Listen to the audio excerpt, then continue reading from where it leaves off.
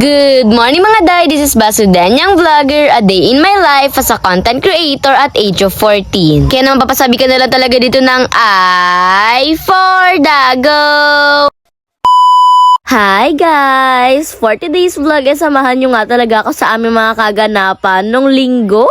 Yes po, opo, nung Sunday pa itong vlog na to pero ngayon ko palang may upload dahil nga sa medyo sumamanga yung pakiramdam ko nung kinagabihan ng linggo. Alam nyo naman na gabi na talaga ako nagvo-voice over ng mga vlogs ko at kapag may sakit ako minsan kaya ko naman mag-voice over pero kagabi talaga nagkatulog na lang ako habang nag-i-edit. By the way, that time nga po pala nasa Mangkamagong kami dahil nagplano nga ang mga person na magdadagat nga raw talaga ng umaga. Dahil mga bandang 10 pa naman nga talaga yung church namin eto nakapunta pa nga talaga kami. Maina muna nga po pala ako yun at hindi nga talaga ako maliligo for today's video. Gawa ng meron nga akong periodic table. Ay, periodic table. Kaya naliligo na nga po pala dyan sila mama. Tapos kami, eto naman ni tita rin nagkikwentuhan lang. Tamang kwentuhan lang pero totoo bilad na talaga yung mga likod namin dito. Pero ayun, sabi nga ni mama ay okay lang daw dahil kapag ganitong sobrang aga healthy pa nga raw talaga ang init. Tapos maya nga po pala umahon na rin nga po pala dyan sila mama dahil talagang grabe na talaga yung init. Parang di na kinakaya ng mga katawan namin. Naka magsisiuwian na rin nga kasi kami dahil anong oras na rin. Eto at bago nga talaga umuwi ay bumili pa nga talaga dyan sila ng taho dahil nga meron nga talagang dumaan na taho dito.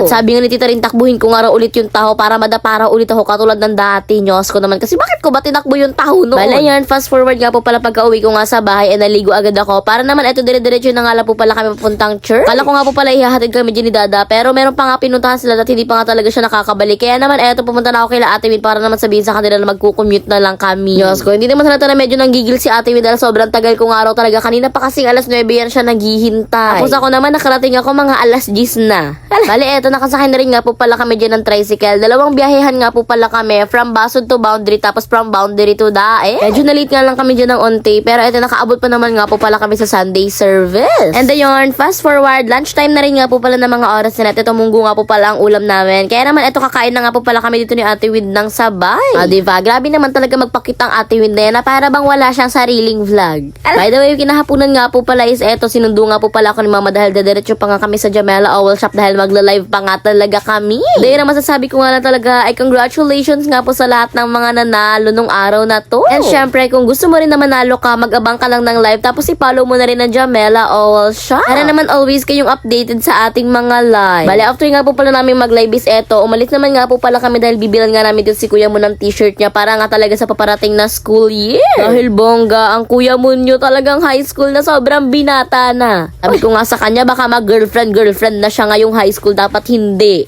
Dumiretso nga rin po pala kami ng SM para magpa-tempered. At sakto naman nga po pala, andito rin nga po pala sila tita rin. Kaya naman magkakasama rin talaga kami for today's video sa SM na gumala-gala. Matagal na nga dapat talaga papatempered ng tong cellphone ko. Pero ngayon pa lang siya natuloy dahil sabi ko nung nakaraan next time na lang. O, di ba puro kasi next time. After naman nga po pala magpa-tempered is ito, naglibot-libot nga na po pala kami dito ni tita rin. Tapadpad nga talaga kami dito sa National Bookstore. Wala lang, nagtingin-tingin lang kami dyan kung meron ba kami mabibili dito for school supplies. Tapos bilhan na rin nga po pala namin dyan si Baby Storm na ito nga talagang libro na puro dinosaur ang loob. Baby Storm kasi talaga ay sobrang mahilig sa mga dinosaur. Pero dami pa nga talaga ditong libro. Pero yun lang naman yung bibili ko dahil hindi naman talaga ako sobrang mahilig magbasa ng libro ngayon. Tapos nang mabili na nga po pala namin yung mga bibilhin namin is eto. Alis na rin nga po pala kami dahil meron pa nga talaga kaming family dinner. Kakain nga po pala kami for today's video sa labas. At in fairness, hindi to sa labas ng bahay lang. Talagang sa labas.